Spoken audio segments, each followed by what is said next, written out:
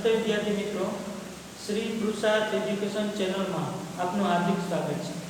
આજે આપણે ધોરણ 7 ની અંદર હિન્દી વિષયમાં એક વિષયાંક છે કાવ્ય, અને કાવ્યનું નામ છે તબ યાદ તુમ્હારી આતી હૈ। સરસ મજાનું એના લેખક છે રામ નરેશ ત્રિપાઠી દ્વારા લિખિત એક કાવ્ય છે। એ કાવ્યમાં ઈશ્વરને યાદ કરતા એની જે ઈશ્વર સર્જિત જે પ્રકૃતિ છે એને જોતા આપણી સામે એક કાવ્યની રજૂઆત કરી છે। તો એ કાવ્યનો આપણે અભ્યાસ કરવાનો છે। કાવ્યને આપણે ગાઈ પણ શકીએ છીએ, સરસ મજાનું આપણે ગાયને કંઠસ્થ કરી શકીએ છીએ। તો આપણે થોડો ગાવાનો પ્રયત્ન કરીએ કે કાવ્યની અંદર એ કેવી રીતે ગાવું, બરાબર?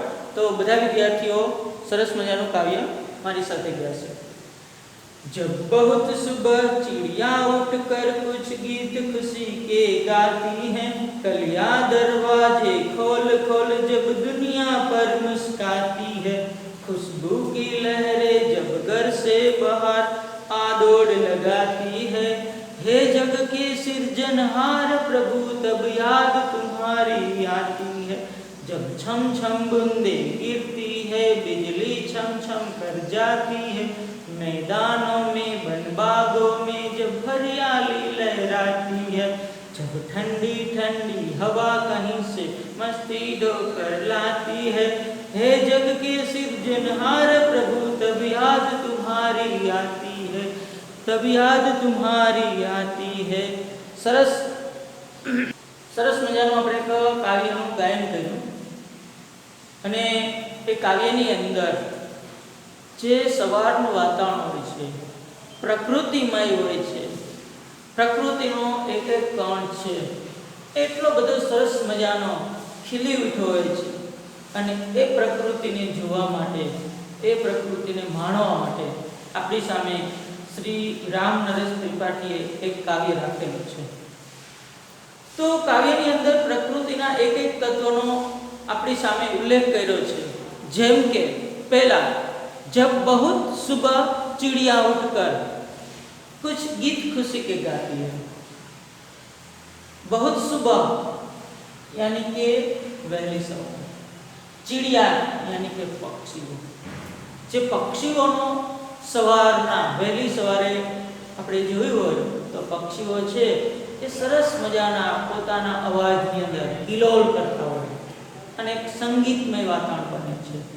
એ વાતાવરણને ની વાત કરી છે કે પ્રકૃતિનું એક વાતાવરણ છે જે પોતાનો આનંદ લૂંટતા હોય સવારે વહેલા ઉઠીને।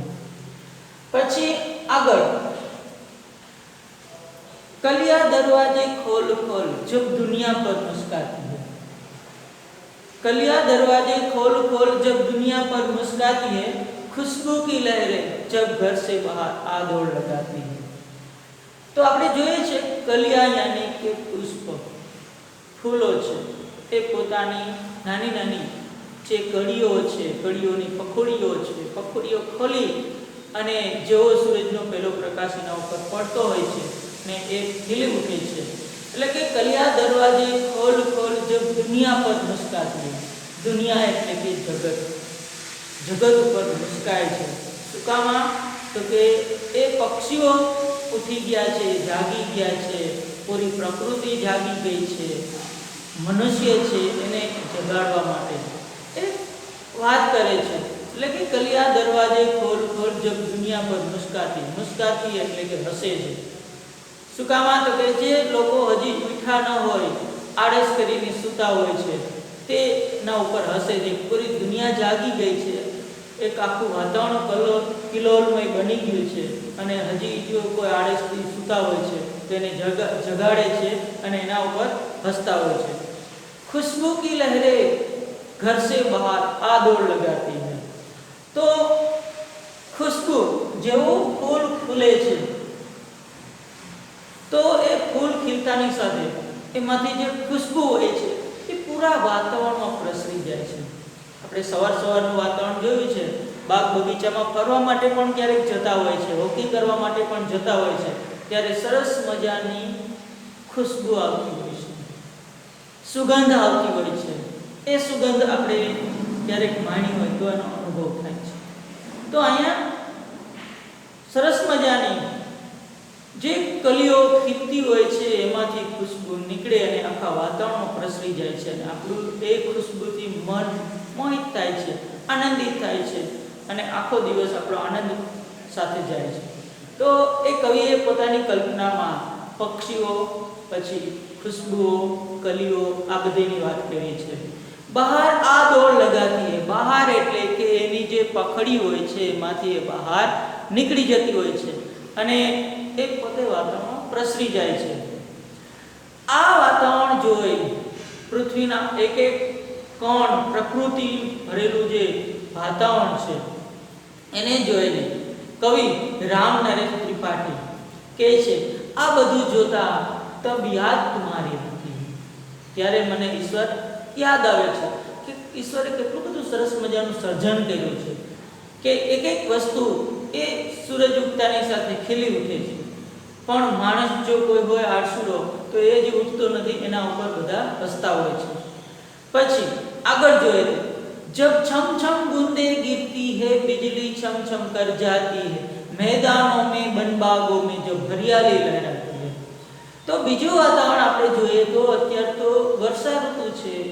સરસ મજાની ઋતુની અંદર એ બારિશ એટલે કે વર્ષા એ છમછમ બૂંદ કરીને ગીરતી હોય છે. આપણે ક્યારેક બારિશ થતી હોય છે, વરસાદ વરસતો હોય છે ત્યારે થોડું આપણે બહારનું દ્રશ્ય જોઈએ તો એક એક બૂંદથી સરસ મજાનું જબ છમછમ બૂંદે ગીરતી હે बिजली છમછમ કર જાતી અને ત્યારે વીજળી પણ ચમકારા મારતી હોય છે. આખું એક પ્રકૃતિનું દ્રશ્ય આપણી નજર સામે રાખે છે રામ નરેશ ત્રિપાઠી અને પ્રકૃતિને આપણે જોવાની વાત કરે છે, એને માણવાની વાત કરે છે. તો વરસાદ આવતો હોય છે તેનું દ્રશ્ય છે. जब छम छम बूंदे गिरती है बिजली छम छम कर जाती है मैदानों वन बागों में जब हरियाली लहराती है. તો સરસ મજાનું આખું વાતાવરણ બને છે, વરસાદ વરસે છે, આકાશમાં વીજળી ચમકારાઓ કરે છે અને ચમકારાઓની સાથે એક આખો નવો માહોલ ઊભો થાય છે. વરસાદ વરસી જાય છે, થોડો ટાઈમ થાય છે એટલે જે તે ખાલી જગ્યાઓ હોય છે ત્યાં નાના નાના ઘાસ ઉગી નીકળે છે અને આખી હરિયાળી કેવી થઈ જાય છે? લીલીછમ થઈ જાય છે અને એ હરિયાળી જોવાની અને પછી જે એમાંથી એક પવનની લહેર આવતી હોય છે તો એ લહેર છે એ બધું આપણે જોઈએ તો ઠંડી હવા લાવે છે. તો હરિયાળી લહેરાતી હે, બન બાગોं में हरियाली, વન જોઈએ તો લીલુંછમ થઈ ગયું હોય છે, બાગ જોઈએ તો નવા નવા કુપણો વૃક્ષો પર ફૂટ્યા હોય છે, છોડ ઉપર પૌધાઓ ખીલી નીકળ્યા હોય છે. આ બધું વાતાવરણ જોતાની સાથે હે જગ કે સિર્જનહાર પ્રભુ તબ યાદ તુમારી આતી. તો આપણે અહીંયા જોઈએ છે કે સરસ મજાની પ્રકૃતિની જે વાત છે રામ નરેશ ત્રિપાઠી આપણી સામે રજૂ કરી છે. તો ખાલી આપણે વરસાદ વરસી જાય અને 15 દિવસનો ગાળો જાય એટલે જે જગ્યાએ વિરાન પડેલી જગ્યા હોય છે તે પણ લીલીછમ થઈ જાય છે, બાગ બગીચાઓ, મેદાનો. તો આ આખો વિસ્તાર છે એકી સાથે એ લીલોછમ થઈ જાય છે અને આનંદમય વાતાવરણ બનતું હોય છે, ખુશનુમા વાતાવરણ બનતું હોય છે. તો આ વાત આપણે રામ નરેશ ત્રિપાઠી એ વાત કાવ્યમાં વાત કરી છે. હવે આગળ જોઈએ તો जब ठंडी ठंडी हवा कहीं से मस्ती ढोकर लाती है हे जग के सिरजनहार प्रभु तब याद तुम्हारी आती है. તો જેવી ઉનાળાની મોસમ પૂરી થાય છે, બહુ ખૂબ તડકો પડતો હોય છે, બહાર રહેવું મુશ્કેલ હોય છે, એ સમય પૂરો થતાની સાથે વર્ષા ઋતુ આવે છે. વર્ષા ઋતુ આવે છે એટલે સરસ મજાનો વરસાદ પડી જાય છે. વરસાદ પડી જાય છે એટલે બધી જગ્યાએ ઘાસ ઉગી નીકળે, વૃક્ષોમાં નવા પર્ણો આવે છે અને પછી જે હવા આવે છે તો કે જબ ઠંડી ઠંડી હવા કहीं से मस्ती ढोकर लाती है. મસ્તી એટલે કે ખુશી, આનંદ, ઢોકર એટલે કે ઉઠાવવું. શું ઉઠાવે છે? તો કે ઠંડી હવા ઉઠાવે છે. કોણ? તો કે હવાના તરંગો. હવાના તરંગો સાથે આપણી સુધી હવા આવે છે અને એ ઠંડી હવા આપણને સ્પર્શ કરે છે અને આપણને એક આનંદ મળે છે, આપણને ખુશી મળે છે. એટલે કે જબ ઠંડી ઠંડી હવા કहीं से मस्ती डोकर लाती है जग के सिरजनहार प्रभु तब याद तुम्हारी आते। હે ભગવાન સિરજનહાર એટલે કે પ્રભુ ઈશ્વર જે કાંઈ કહીએ ખુદા માલિક કોઈ પણ શબ્દોથી આપણે કહી શકીએ કે જે સૃષ્ટિનું સર્જન કરનાર છે એને સિરજનહાર કીધું છે, પૂરી સૃષ્ટિનું સર્જન કર્યું છે, તો એને કેટલી એક પ્રકૃતિના કણ-કણમાં એ નવું નવું કંઈ ભરેલું છે। હરેક પુષ્પની અંદર હરેક પ્રકારના રંગો ભરેલા છે, હરેક ઔષધિ વનસ્પતિ ઘાસ નાના નાના પર્ણો આ બધામાં અલગ અલગ પ્રકારની જે એને એક રચના કરી છે, તો એ રચનાને આપણે યાદ કરીએ છીએ। પક્ષીઓ પોતાના આનંદમય ખુશ્બુઓ ફૂલમાંથી ખુશ્બુ પોતાની બહાર ફેલાતી હોય પ્રકૃતિને સુગંધિત બનાવે છે। સવારના વાતાવરણની વાત કરી છે, સૌથી પહેલા તો આપણે જોઈએ તો પક્ષીઓ જાગે છે, વહેલી સવારે પક્ષીઓ જાગે છે એટલે આખું વાતાવરણ સંગીતમય બને છે, કારણ કે પક્ષીઓનો અવાજ કેવો હોય છે, ખુશ આનંદ થઈ જાય છે, ખુશી મળે છે, આનંદ થઈ જાય છે। જેવો સૂર્યનો પહેલું કિરણ પડે છે તેમ આખી પ્રકૃતિમાં જેટલા પુષ્પો હોય છે એ પોતાની પાંખડીઓ પકુડિયા એટલે કે પાંખડીઓ ખોલીને એમાંથી જે ખુશ્બુ અલગ અલગ પુષ્પોની અંદર અલગ અલગ પ્રકારની ખુશ્બુ એ ઈશ્વરે જે રચના કરી છે એને જોતા આપણને ઈશ્વરની યાદ આવે છે।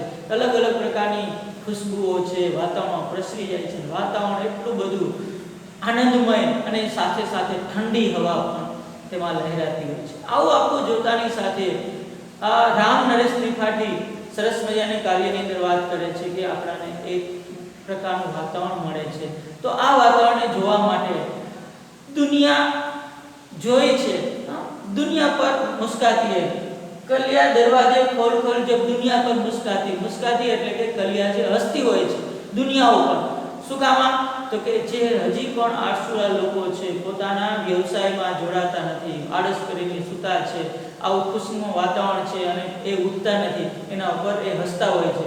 તો આપણે જોયું છે કે સરસ મજાનું અહીંયા કાવ્ય છે ચીડિયા એટલે કે પક્ષીઓ, ખુશી એટલે એક પ્રકારનો આનંદ લાગણી જે ખુશીઓ થાય છે, આનંદ થાય છે, દુનિયા એટલે જગત, આ જે આખી સૃષ્ટિ, ખુશ્બુ એટલે એક પ્રકારની સુગંધ, પછી સિર્જનહાર એટલે કે સર્જન કરવા વાળો ઈશ્વર ભગવાન પ્રભુ જે કાંઈ શબ્દોથી આપણે કહીએ છીએ એ બધા શબ્દો આપણે કહી શકીએ। હરિયાળી એટલે કે જે આખો માહોલ છે, આખો વિસ્તાર છે લીલોછમ થઈ જાય છે।